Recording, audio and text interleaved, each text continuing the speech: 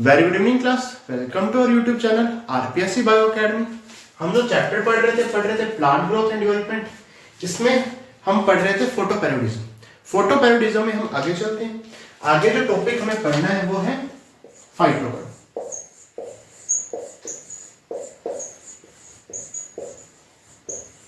Phytochrome की बात की जाए तो फाइटोक्रोम की जो खोज की थी, डिस्कवरी की थी, वो की थी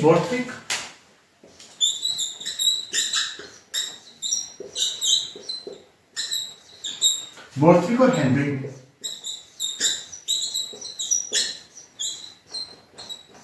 बोर्थविक और हेनरी ने।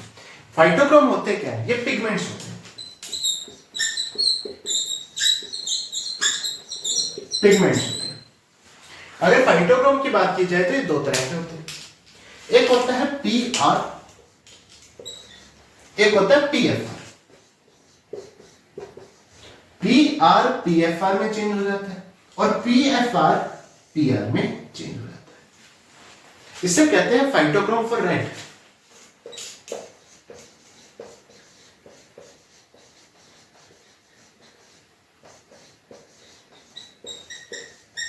इसे कहते हैं फाइटोक्रोम फॉर फार रेड।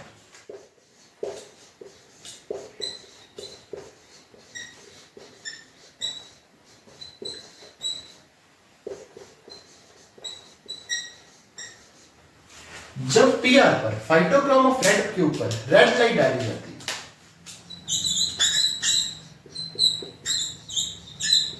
तो वो पीएफआर में चेंज हो जाता है।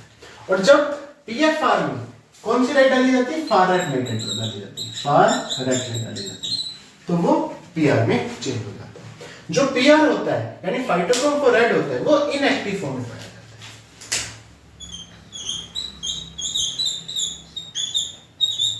और जो पीएफआर होता है वो एक्टिव फॉर्म में पाया जाता है। एक्टिव फॉर्म में पाया जाता है।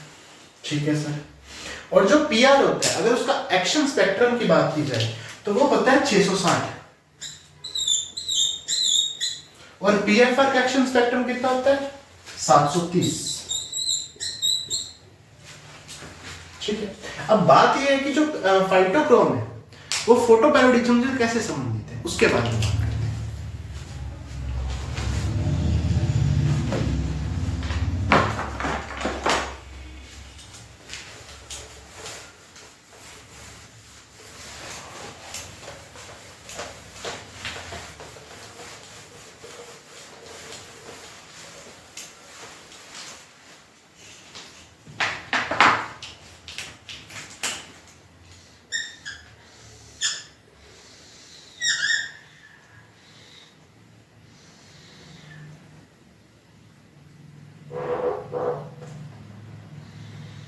मान लीजिए कोई प्लांट की लीफ है। क्या है? प्लांट की लीफ है। इस तरह से कोई प्लांट की लीफ है। इस लीफ के ऊपर पिगमेंट्स पाए जाएंगे। कौन कौन से? पीआर पाया जाएगा या पीएफआर पाया जाएगा, दोनों पाए जाएंगे। दोनों एक दूसरे में चेंज हो सकते हैं। ठीक है। ये क्या करेंगे? जैसे पीआर और पीएफआर के ऊपर लाइट गिरेगी तो ये एक हार्मोन को बाहर निकालेंगे, जिसका नाम होगा फ्लोरिजन।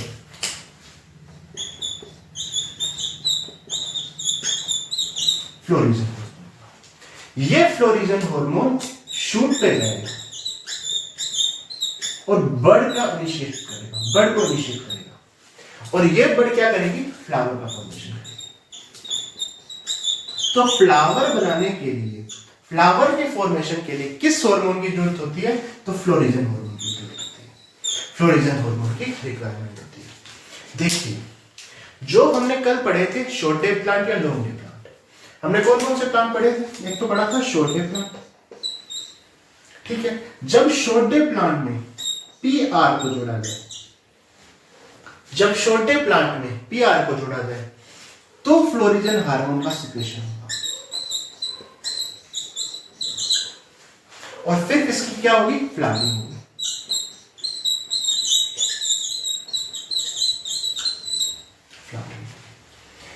और जब लॉन्ग डे प्लांट में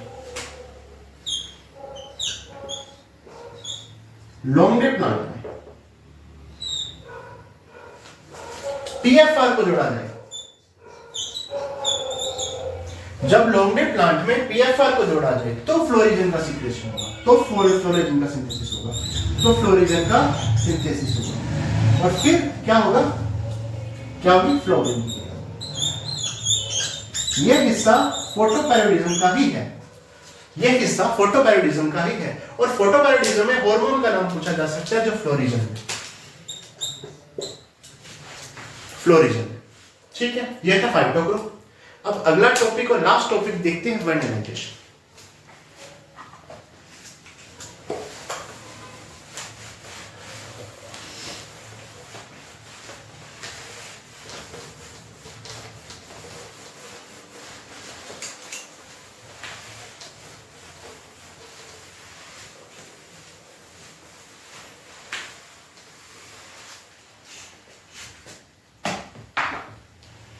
लास्ट टॉपिक देखते हैं, वर्नेलाइजेशन।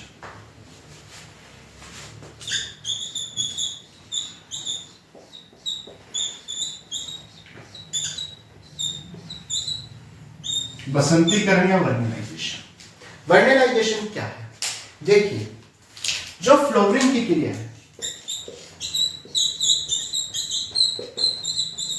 उसके लिए लो टेम्परेचर की रिक्वायरमेंट होती है।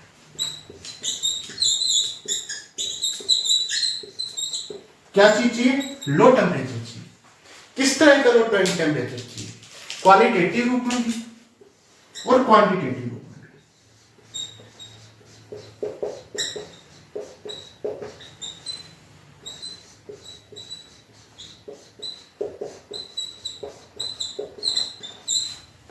क्वालिटेटिव भी और क्वांटिटेटिव भी। क्वालिटेटिव कैसे, मैं मान लूं कि 6 डिग्री टेम्परेचर की रिक्वायरमेंट है, 6 डिग्री सेल्सियस टेम्परेचर की रिक्वायरमेंट है, तो ये तो एक क्वालिटी होगी कि इतना फिक्स टेम्परेचर चाहिए। क्वांटिटेटिव यानी लगातार चाहिए, ऐसा नहीं है कि एक दिन 6 डिग्री चाहिए, लगातार चाहिए। तो कैसा टेम्परेचर चाहिए, लो टेम्परेचर चाहिए।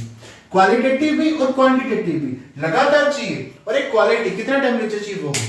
ठीक है, तो ही फ्लोरिंग की क्रिया हो पाएगी, तो ही किसकी क्रिया हो पाएगी, फ्लोरिंग की क्रिया हो पाएगी। यह प्रोसेस क्या कहलाता है, वर्निलाइजेशन कहलाता है। यह प्रोसेस क्या कहलाता है, वर्निलाइजेशन कहलाता है। जैसे वीट है, बार्ले, वीट है, बार्ले है या राई है, इसके एग्जांपल से हम समझ सकते हैं। वीट, बार्ले या राई के एग्जांपल से हम समझ सकते हैं। ठीक है, वीट, बार्ले या राई के एग्जांपल से समझ सकते हैं। ये कैसे प्लांट है, ये एनुअल प्लांट्स है, यानी एक ही सीजन में अपना लाइफ स्पैन को कंप्लीट करते हैं। ठीक है, इसकी दो वैरायटियां देखने को मिलती है। कितनी वैरायटी देखने को मिलती है, दो वैरायटी देखने को मिलती है। पहली वैरायटी होती है स्प्रिंग वैरायटी, और दूसरी वैरायटी होती है विंटर वैरायटी।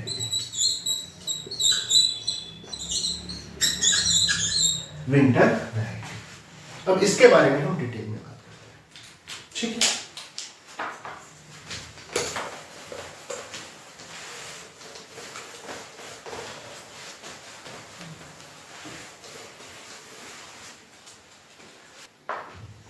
देखिए, 3 तरह के सीजन हम इसमें देखेंगे। एक है ऑटम सीजन, ऑटम सीजन, एक है विंटर सीजन, एक है spring season, spring season. Autumn season की बात करूं तो ये आएगा सितंबर में, सितंबर अक्टूबर। ठीक है, विंटर सीजन नवंबर और दिसंबर में आएगा,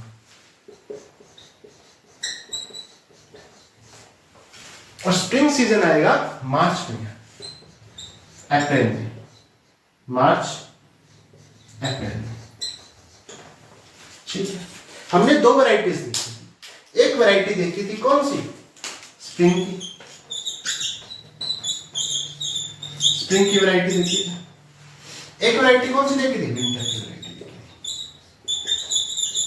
जब स्प्रिंग की वैरायटी को स्प्रिंग सीजन में बोला जाए,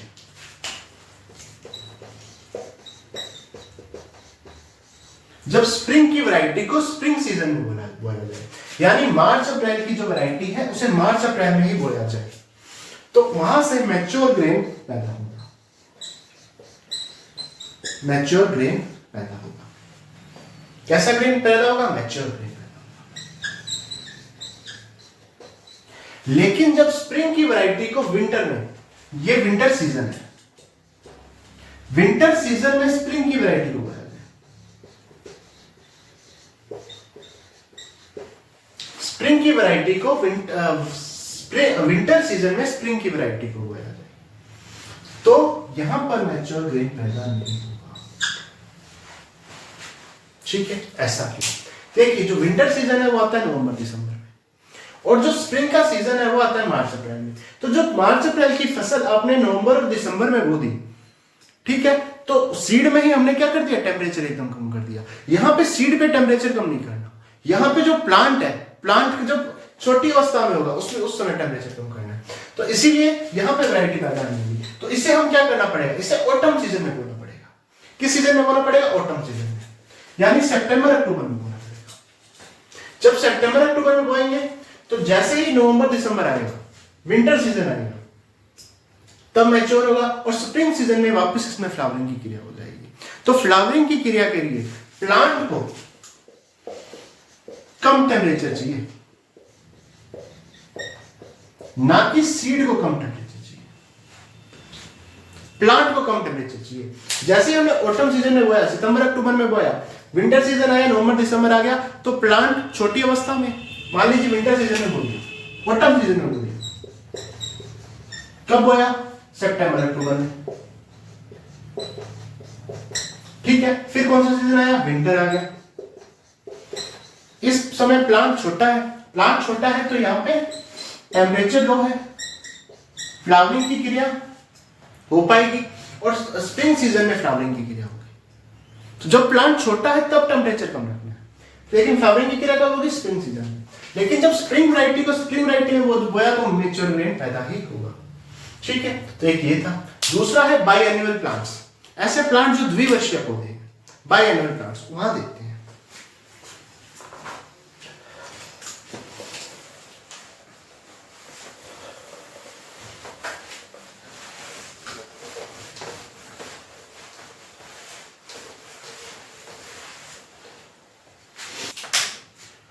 अगर मैं बायएनुअल प्लांट की बात करूं,